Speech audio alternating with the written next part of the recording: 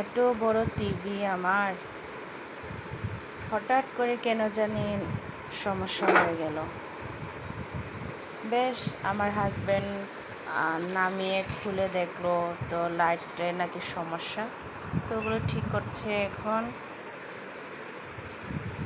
আমার হাজব্যান্ড ঠিক করছে। একটা টিভি নষ্ট হয়ে গেছে, আমাদের সবার মনটাও খারাপ হয়ে গেছে।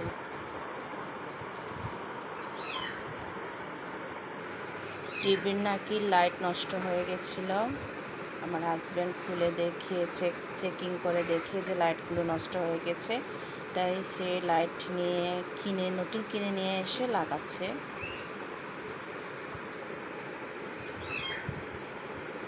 আশা করি ঠিক হয়ে যাবে, ভালো হয়ে যাবে আমাদের টিভিটা।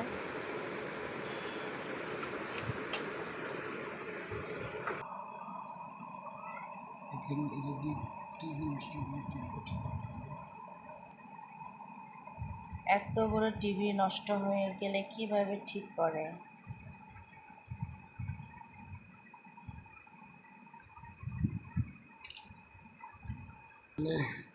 টেপিংয়ের গামেরি আছে, এটা ফেলে দিতে হবে।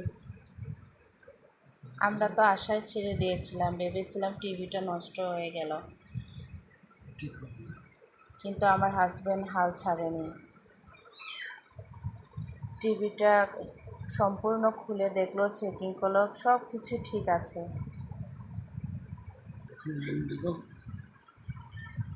এখন লাইনটা দিয়ে দিচ্ছে, চেক করছে ঠিক আছে কিনা।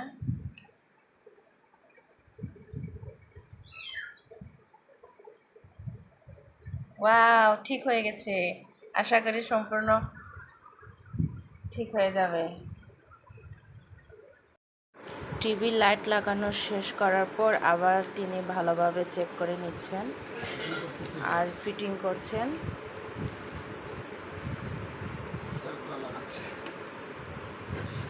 এটা কি? এটা টিভির কি সাউন্ড? প্রত্যেকটা জিনিস তিনি ভালোভাবে চেক করেছেন এবং কোথায় কোথায় সমস্যা ছিল ওগুলো ঠিক করেছে। এই যে দেখেন বন্ধুরা, আসলে সব কিছুতে ধৈর্যহারা হতে নেই। বিপদ তো আসবেই, সমস্যা আসবেই। সমস্যা হয়েছে বলে আপনি হতাশ হবেন তা নয়, সেটা আপনাকে ধীরে স্থিরে সব কিছুই চিন্তা করতে হবে। কথাই আছে না, তাড়াহুড়ো করতে গেলে নাকি হুঁচট খেয়ে যায়।